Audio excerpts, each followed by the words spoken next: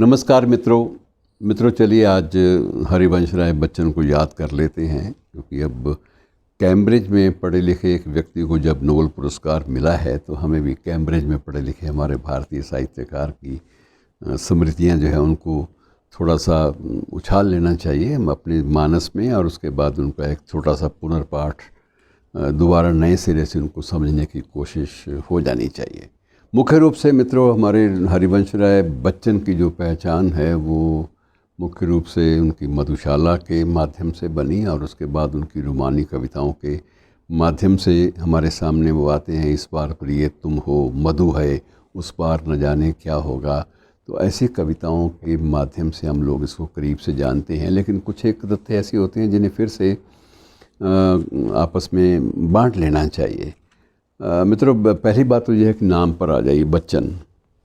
बच्चन अब ना तो इनकी जाति का सूचक है, कायस्थ जाति से, और कायस्थ लोगों की अपनी अपनी परंपराएं हैं। मित्रों हर एक जाति की अपनी परंपराएं होती हैं। कायस्थों का सबसे पहला ये प्रयास होता है कि जो आरंभिक शिक्षा है बच्चे की वो किसी कायस्थ स्कूल में ही हो, ताकि संस्कारों से वो कटे ना। तो स्वाभाविक रूप से इनकी भी वही हुई।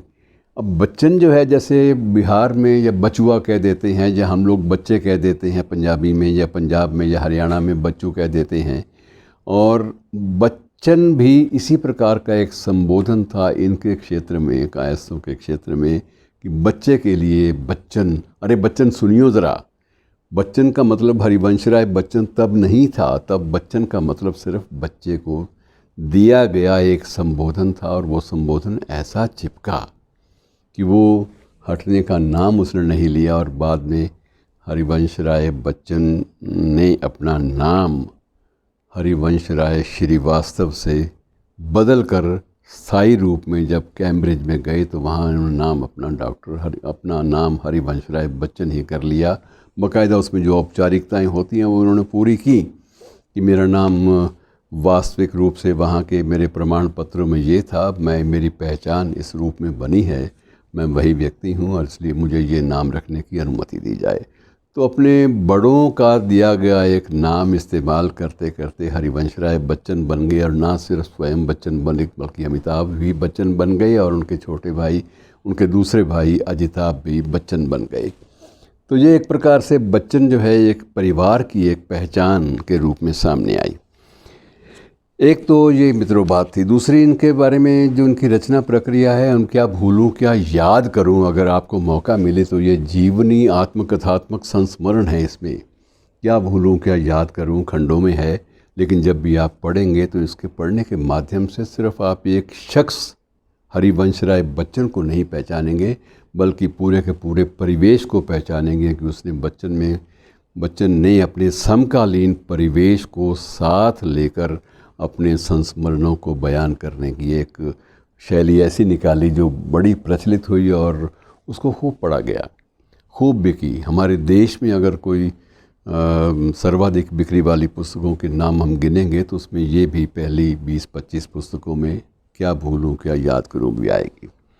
और थोड़ी सी मैं आपको ये भी बता दूं कि बच्चन आरंभ में इतने ज़्यादा सक्रिय नहीं थे, संस्कारों से दबे हुए।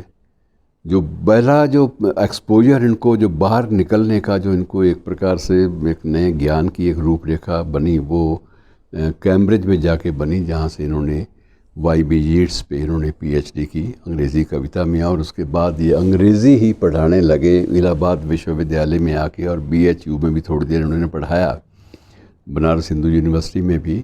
और उसके बाद इनकी नियुक्ति हमारे देश के भारतीय विदेश मंत्रालय में हो गई, और ये भारत सरकार के हिंदी सलाहकार भी बन गए, और इनको OSD टू प्राइम मिनिस्टर भी, अर्थात कर्तव्यनिष्ठ अधिकारी, विशेष कर्तव्यनिष्ठ अधिकारी के नाते हिंदी का सारा कामकाज इनको दे दिया गया।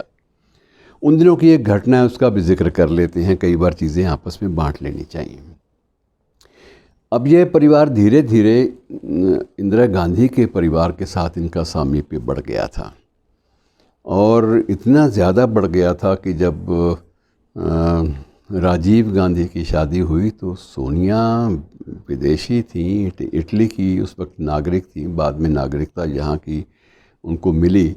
और सोनिया गांधी का जो मायका था कि कन्यादान कौन करेगा, जब ये प्रश्न आया तो उस वक्त इंदिरा गांधी ने यही चुना कि ये बच्चन जो है इस परिवार में आकर मेरी पुत्र वधू रह सकती है। एक तो इस परिवार के संस्कार कुछ विदेशों में पढ़ने के कारण कुछ आधुनिक भी हैं, और दूसरा हरिवंश राय बच्चन की जो धर्मपत्नी तेजी बच्चन जो थी वो बड़ी एक तत्कालीन सामाजिक परिवेश की एक सक्रिय महिला मानी जाती थी, जिनको आधुनिकता से पूरा आधुनिकता और आधुनिक तौर तरीक़ों का पूरा ज्ञान था। और उन्हीं के कारण ही बच्चन के संबंध श्री हरिवंश राय बच्चन, मुझे कहना चाहिए कि बच्चन का मैं आपको समझा चुका हूँ कि नाम कैसे पड़ा। तो डॉक्टर हरिवंश राय बच्चन के पूरे परिवार का सामीप्य तेजी बच्चन अर्थात मिसेस बच्चन, श्रीमती हरिवंश राय बच्चन के माध्यम से इंदिरा परिवार से हुआ था। उस नाते से सोनिया गांधी का एक प्रकार से जो कन्यादान की जो रस्म थी, पिता की रस्म, तो वो हरिवंश राय बच्चन ने निभाई थी। उस काल की मैं एक साहित्यिक घटना का जिक्र करूंगा। ये तो निजी परिवार की घटनाएं हो गई ना, लेकिन हमारे सरोकार साहित्य से बंधे हैं। साहित्य की ये थे कि जब ये श्रीमती गांधी चुनाव हार गई और उसके बाद निराश हो गई, हताश होने के बाद, ये आपातकाल के दिनों की बात है, जब हताश होने के बाद इन्होंने अपने आप को अपने आवास के अंदर वाले कमरे में बंद कर लिया, और बाहर से जब भी इनको आग्रह किया जाता तो ये स्वीकार नहीं करती थी, कोई भी आवाज़ सुनने को तैयार नहीं होती थी। खाना जो है खिड़की के ज़रिए इनके रख दिया जाता था और ये ले लेती थी, लेकिन इन्होंने स्पष्ट कर दिया था मेरे से कोई बात ना करे। बहुत ज़्यादा दबाव में और तनाव में थी।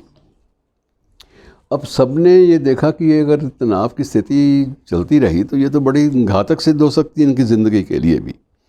उस समय कुछ इनके जो अंतरंग पारिवारिक मित्र थे, उन्होंने राय दी कि बच्चन जी आप कुछ करिए, आपका सम्मान अलग ढंग से है और आप कुछ नया तरीका भी निकाल सकते हैं कि हम तो तर्क देंगे, हम तो वास्ता देंगे देश का ये वो, लेकिन जो वास्ता इस वक्त सुनने को वो तैयार नहीं है, हमारे तर्क नहीं चलेंगे।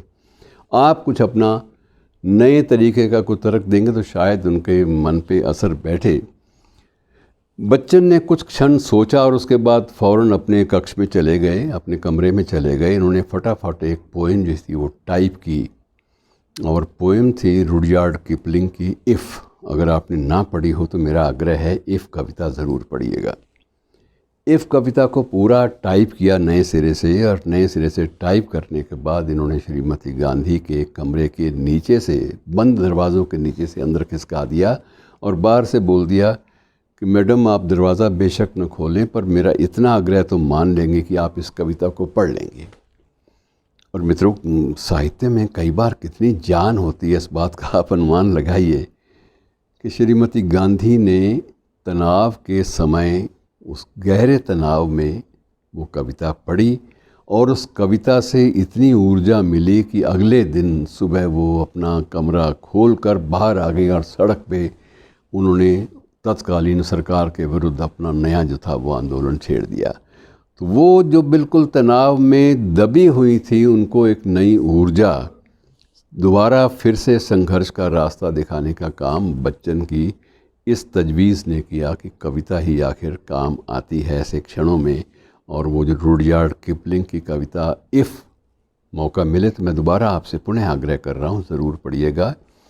और वो कविता जो है, अनुवाद उसके बाद में हुए, अनुवाद करने वालों में मैं भी था शामिल, लेकिन वो अनुवाद फिर कभी आपको पूरा सुना दूंगा। और वो कविता जो है इस प्रकार से ऊर्जा का एक केंद्र बन गई और आंदोलन फिर से शुरू हो गया और दोबारा फिर से चुनाव लड़ा और सत्ता में दोबारा फिर वो लौट आई। बहरहाल उनका सत्ता में लौटना, सत्ता से जाना, ये हमारा खेल नहीं है, ये हमारा विचारणीय विषय भी नहीं है। हम लोग साहित्य के आसपास ही रहेंगे। कहने का मकसद ये है कि एक साहित्य की एक कविता, एक पृष्ठ जो है कई बार जीवन में कितने बदलाव ला सकता है, इस बात का आप अनुमान लगाइए। और मित्रों, आज इतना ही, फिर कभी कुछ और नई कहानियाँ लेकर। शुक्रिया, धन्यवाद।